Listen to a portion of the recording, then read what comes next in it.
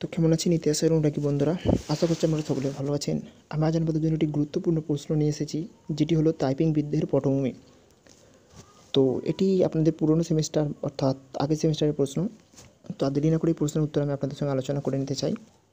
তো প্রশ্নটির উত্তর শুরু হচ্ছে, 1840 খ্রিস্টাব্দে প্রথম আফিমের যুদ্ধের পর চীনে বিদেশি পুঁজিবাদের অনুপ্রবেশ ঘটেছিল। সামন্ততান্ত্রিক শোষণের সাথে বিদেশি পুঁজির আঘাত যুক্ত হয়ে চীনের মানুষের জীবন দুর্বিষহ করে তুলেছিল। চীনা সমাজের অভ্যন্তরীণ বিরোধগুলি তীক্ষ্ণতর হয়ে উঠেছিল এবং নতুন সংকটের সৃষ্টি হয়েছিল। পরের পাড়া, আফিমের চোরাইচালান চীনা অর্থনীতিকে ব্যাপকভাবে ক্ষতিগ্রস্ত করেছিল। আফিম আমদানির মূল্য হিসাবে চীন থেকে প্রচুর পরিমাণে রৌপ্য বিদেশে চলে যেত। 1840 থেকে 1850 খ্রিস্টাব্দের মধ্যে চীন থেকে প্রতি বছর গড়ে 20 লক্ষ থেকে 30 লক্ষ টেইল মূল্যের রৌপ্য বিদেশে চলে যেত। হু সিংচুয়াং যখন বিদ্রোহের ডাক দেন, তখন তিনি আফিমের বিনিময়ে বছরে লক্ষ লক্ষ টাকার স্বর্ণ ও রৌপ্য নষ্ট করার জন্য চিং সরকারকে তীব্র ভাষায় নিন্দা করেন। দেশের রৌপ্য বিদেশে চলে যাওয়ার ফলে রৌপ্য মুদ্রা ও তাম্র মুদ্রার বিনিময়ের মূল্যের বিরাট ফারাক দেখা দেয়। 19 শতাব্দীর গোড়ার দিকে টেইলের বিনিময় মূল্য ছিল 10,000 তাম্র মুদ্রা। 1840 খ্রিস্টাব্দ নাগাদ বিনিময় মূল্য বেড়ে দাঁড়ায় 1600 তাম্র মুদ্রা।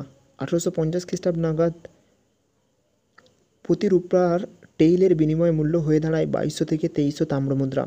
সুতরাং আফিমের চোরাচালানের ফলে এই বিনিময় মূল্য বৃদ্ধি 100% বেশি হয়েছিল।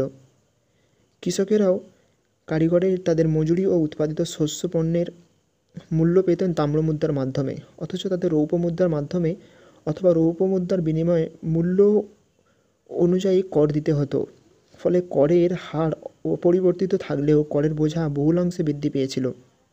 পরের প্যারা, প্রথম আফিম যুদ্ধের পরাজয়ের ফলে নানকিং শর্ত অনুযায়ী চীনের 5টি বন্দর বিদেশিদের জন্য উন্মুক্ত করে দেওয়া হয়েছিল। ফলে ওই বন্দরগুলি দিয়ে বিদেশি পণ্য স্রোতের মধ্যে ঢুকতে থাকে। বিশেষত বিদেশি সুতিবস্ত্র চীনের বাজার ছেয়ে ফেলেছিল। চীনের হস্তনির্মিত সুতিবস্ত্র হ্রাস পায়।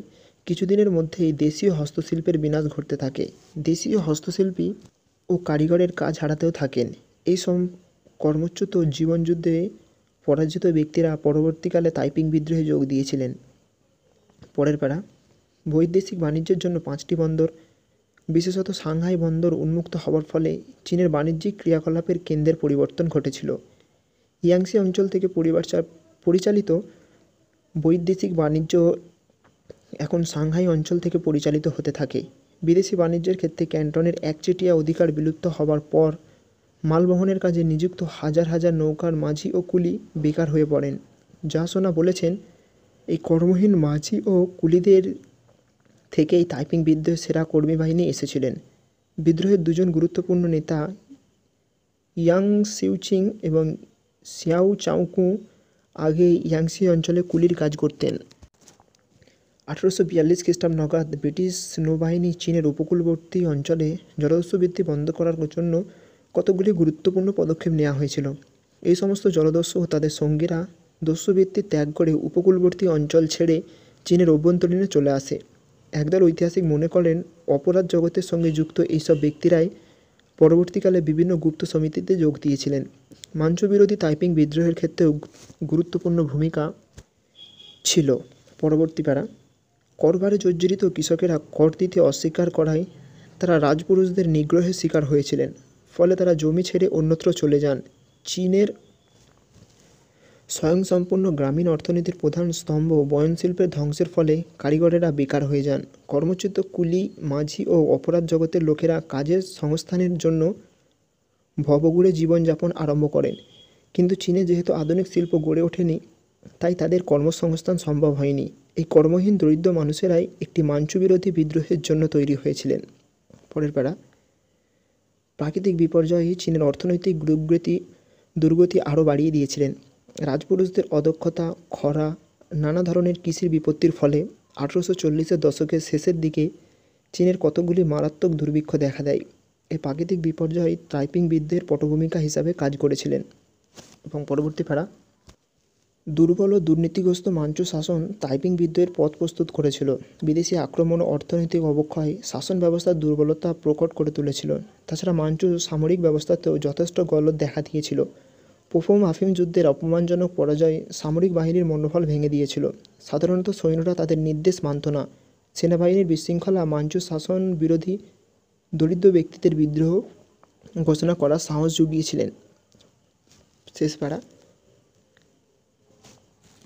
দক্ষিণ চীনে মাঞ্চু শাসনের ভিত্তি কখনো সুদৃঢ় ছিল না। তাছাড়া ইয়াংসার দক্ষিণে ইউরোপীয়দের বসবাসের ফলে সেখানে পশ্চিমের প্রভাব পড়েছিল। বিশেষত খ্রিস্টান মিশনারিদের কার্যাবলী তাইপিং বিদ্রোহীদের অনেকাংশে প্রভাবিত করেছিল।